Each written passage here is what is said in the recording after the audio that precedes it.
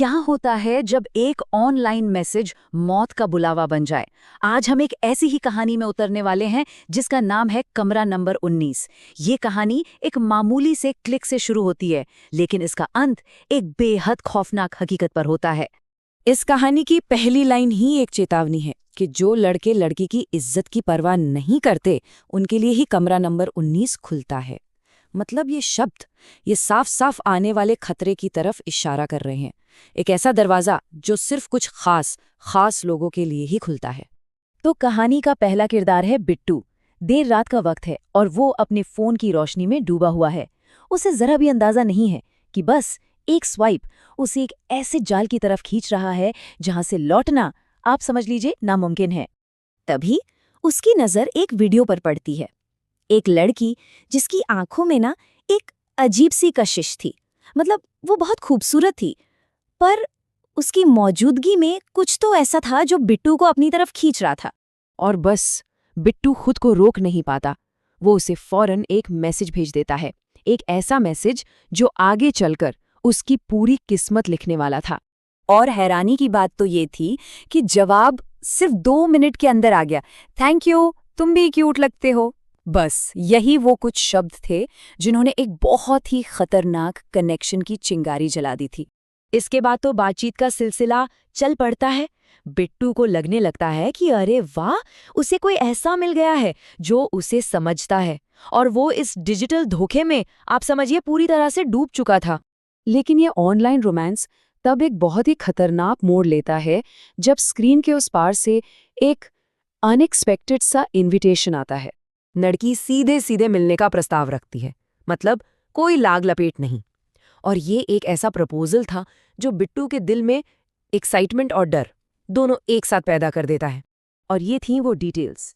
जगह hotel grand orchid, कमरा number 19 और वक्त शाम के 7 बजे। ऐसा लग रहा था जैसे हर एक डिटेल उसकी किस्मत का फैसला लिख रही हो। अब देखिए, एक तरफ था बिट्टू जो इस मौके के नशे में बिल्कुल अंधा हो चुका था, और दूसरी तरफ था उसका दोस्त कार्तिक जो इस जाल को ना साफ साफ देख पा रहा था। उसने उसे वार्निंग भी दी, लेकिन क्या बिट्टू सुनने को तैयार था? शायद नहीं। बिट्टू अपने दोस्त की एक नहीं सुनता और होटल चला जाता है। वो वादा करता है कि बाद में कॉल करेगा, पर वो कॉल कभी नहीं आता और यहीं से उससे सारा कांटेक्ट टूट जाता है। तो बिट्टू गायब हो चुका है। अब कहानी का पूरा फोकस कार्तिक के कंधों पर आ जाता है।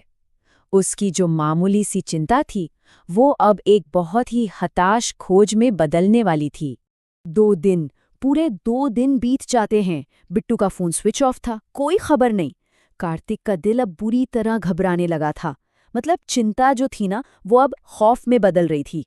जब कार्तिक उस पते पर पहुंचा तो उसके पैरों के नीचे से जैसे जमीन ही खिसक गई। गूगल पर जो इतना शानदार आलीशान होटल दिख रहा था, असलियत में वो एक जला हुआ टूटा फूटा बस एक खंडर था। और तभी अचानक उसका फोन बजता है। दूसरी तरफ से बिट्टू की आवाज आती है, लेकिन उस आवाज में खुशी नहीं, सिर्फ दहशत थी। वो चिल्ला रहा था, मुझे बचा ले, मैं कमरा नंबर 19 में हूं, प्लीज मुझे बचा ले। और इससे पहले कि कार्तिक कुछ भी कह पाता, फोन कट गया। अब कार्तिक उस खंडर के अंदर कदम रखता है और रखते ही सब कुछ बदल जाता है। वो खुद को एक बिल्कुल साफ सुथरी लेकिन डरावनी खामोशी वाली लॉबी में पाता है, और फिर वो धीरे धीरे कमरा नंबर 19 की तरफ बढ़ता है। कमरे के अंदर कोई नहीं था, बिल्कुल खाली। लेकिन जैसे ही वो निकलने के लिए मुड़ता है, दरवाजा जोर से बंद हो जाता है और बस जाल बिछ चुका था। लेकिन कमरे में कार्तिक अकेला नहीं था। एक ठंडी सर्द आवाज गूंजती है। ये आवाज आर्या की थी, और वो उस राज से पर्दा उठाती है जो पिछले 12 सालों से इसी कमरे में दफन था। ये कहानी थी धोखे की। उसके बॉयफ्रेंड ने उसका एक वीडियो बनाया और उसका भरोसा तोड़ा। फिर हुआ विश्वासघात, जो वो वीडियो पूरे शहर में फैला दिया गया। और आखिर में उस अपमान की आग में जलकर आर्या ने उसी कमरे में अपनी जान दे दी, और साथ ही जन्म दिया एक श्राप को। आर्या कार्तिक को एक मौका देती है, या शायद ये भी एक और जाल ही था। वो कहती है, भाग सको तो भाग जाओ, अगर मैंने तुम्हें पकड़ लिया तो तुम यहीं रहोगे, बाकियों की तरह। अब दोस्त को बचाने की खोज खुद की जान बचाने की लड़ाई बन चुकी थी। और अब पीछा शुरू होता है। वो आलीशान होटल वापस एक सड़ते हुए खंडहर में बदल जाता है, एक ऐसी भूल भुलैया जिसका कोई एग्जिट, कोई निकास नहीं है। कार्तिक भागता है, लेकिन हर रास्ता एक धोखा है। गलियारे में अजीब सी बदबू वाला धुआं भर जाता है।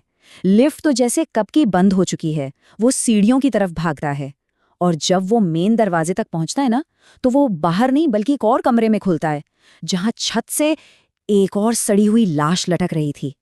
उसका हर कदम उसे मौत के और करीब ले जा रहा था। और कहानी का अंत होता है पुलिस रिपोर्ट के इन ठंडे, कठोर तथ्यों के साथ। ये रिपोर्ट इस अलौकिक आतंक को एक बहुत ही गंभीर हकीकत में बदल देती है। तो सवाल ये उठता है कि क्या ये सिर्फ एक भूत की कहानी है, या फिर ये एक चेतावनी है। एक चेतावनी इस बारे में कि ऑनलाइन दुनिया में किए गए कामों का अंजाम असल दुनिया में कितना भयानक हो सकता है। यही वो सवाल है जो कमरा नंबर 19 हमेशा के लिए हमारे जहन में छोड़ जाता है।